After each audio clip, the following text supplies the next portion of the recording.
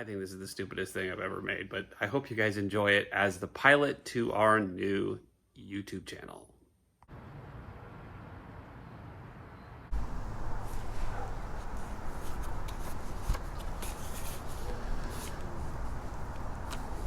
In thinking about the Decameron and the plague, I thought it'd be appropriate to start this series of videos in a garden. So you remember the story. I think we talk about it a lot in class before. It's the time of the pandemic. Italy's falling apart. Peasants are dying in the field, and people are drinking in the streets. Why? Because the world is coming to an end. Let me just say that the plague I have been describing was so contagious as it spread that it did not merely pass from one man to another, but we frequently saw something much more incredible, namely that when an animal of some species other than our own touched something belonging to an individual who had been stricken by the disease or had died of it, that animal not only got infected, but was killed almost instantly. With my own eyes, as I have just said, I witnessed such a thing on many occasions. One day, for example, 2 pigs came upon the rags of a poor man that had been thrown into the public street after he had died of the disease, and as they usually do, the pigs first poked at them with their snouts, after which they picked them up between their teeth and shook them against their jowls. Thereupon, within a short time, after writhing about as if they had been poisoned, both of them fell down dead on the ground, splayed out upon the rags that had brought about their destruction. It's like how the bars and the restaurants are now empty. He describes the houses, but they're empty not because of the quarantine, but because of the sickness, and since everyone has died. And you'll notice it's going to begin with exclamatio, right? There's outcry. Oh, how many great palaces, beautiful houses, and noble dwellings, once filled with lords and ladies and their retainers, were emptied of all their inhabitants, down to the last little serving boy. Oh, how many famous families, how many vast estates, how many notable fortunes were left without a legitimate heir. How many valiant men, how many beautiful women, how many lovely youths. We can find that plague elsewhere. In Chaucer, look at the Partner's Tale that's coming up, where he describes death. This is on line 675 of the Partner's Tale. There came a privy theft, men clepeth death, that in this country all the people slayeth, and with his spear he smote his heart atwo, and went his way withouten word as mo. He hath 1,000 slain, this pestilence. And then there's Romeo and Juliet.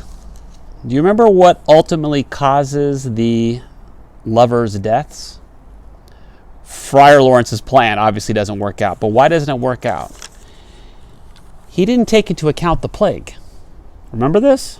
Father John was supposed to get a message to Romeo, and then what happened? Act 5, Scene 2, lines 1 to 17, Friar John. Holy Franciscan friar, brother, ho!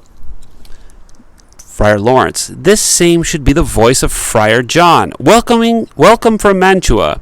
What says Romeo? Or, if his mind be writ, give me his letter.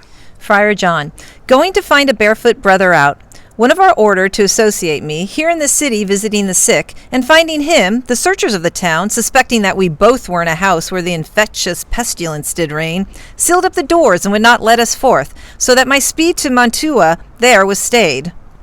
Who bare my letter then to Romeo? I could not send it, here it is again, nor get a messenger to bring it thee, so fearful were they of infection. In other words, he was under lockdown, or as they're calling it in San Francisco yesterday, shelter in place, which I don't think makes any sense, because why are you sheltering? Your shelter is always in one place. But anyway, those of you in the survey will meet Samuel Pepys, and he wrote a famous diary, famous because he portrays the Great London Fire, and also the Great Comet flies through the book. But he also describes the pandemic in 1665. July 10th, 1665. Here, though I have not been many years, yet I lack time to stay. Besides, that it is, I perceive, an unpleasing thing to be at court, everybody being fearful of one another, and also sad, inquiring after the plague. So that I stole away by my horse to Kingston, and there with much trouble was forced to press 2 sturdy rogues to carry me to London. The plague is coming, and by July, it's getting close to his neighborhood. July 26th. 1665. The sickness is got into our parish this week, and it is got indeed everywhere, so that I begin to think of setting things in order, which I pray God enable me to put, both as to soul and to body. Sometimes we find him in his office. So why begin in a garden? Well, you remember in the Decameron, our heroes are 7 millennial girls and 3 millennial boys escaping the catastrophe to find some sort of refuge, or better, normalcy. And so they choose to tell stories, very funny ones. The Reeves Tale and the Canterbury Tales, that comes from the book, as does the Miller's Tale. If you're able and you read well, you'll notice how Chaucer cobbles together a bunch of elements from a bunch of different tales and creates his own invention. There's also a funny movie called The Little Hours, starring Aubrey Plaza, Alison, sorry, that's the Miller's Tale. Alison Brie, Dave Franco, and Kate Micucci. You might enjoy it as you are waiting out our grave situations. But anyway, these are very funny stories, but they're not just funny stories. Kenneth Burke, he's a pretty famous literary philosopher, I guess.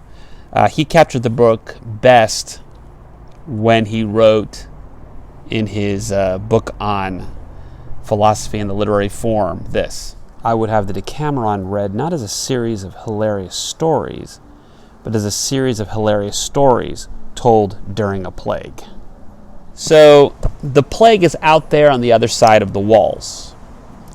Inside, where these stories are being told, is a walled garden. And in some ways, we all know about these gardens. You've read the medieval poetry, the Locus Amoenus, you've read the sonnets, and you also remember Juliet's orchard. The orchard is in a walled garden too, right? There are walls around it. So anyway, this is what Boccaccio says about this particular garden. Having summarily given out her orders, we're talking about Queen Pomponea, which everyone commended, she rose gaily to her feet and declared, "Here there are gardens and meadows and lots of other truly delightful spots in which we are free to walk and enjoy ourselves.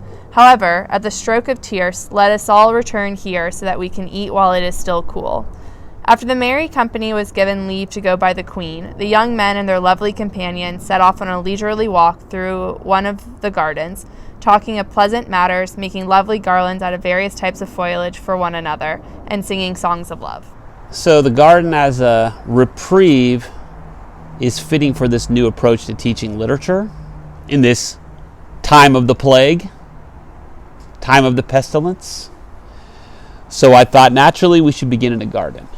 But don't expect this garden to be used all the time. Most of the time will be like Samuel Pepys, hidden in our office, or Machaut in his famous Jugement de Navarre, where he hides in his room until the plague disappears. So sometimes we'll go outside and sometimes we'll stay indoors. Hopefully we'll get now, each of you, your Shakespeare, your Chaucer, and your survey coming up soon. All right, bye. All right, guys, don't forget to like and subscribe and ring that notification bell. Hey, Ricardo, Yes. can Maxie come over next door? No, because you guys are all going to die of a disease. Answer a question, why not? Because this is the time, What? Anti-Jim Corona? No. the age of... No. Get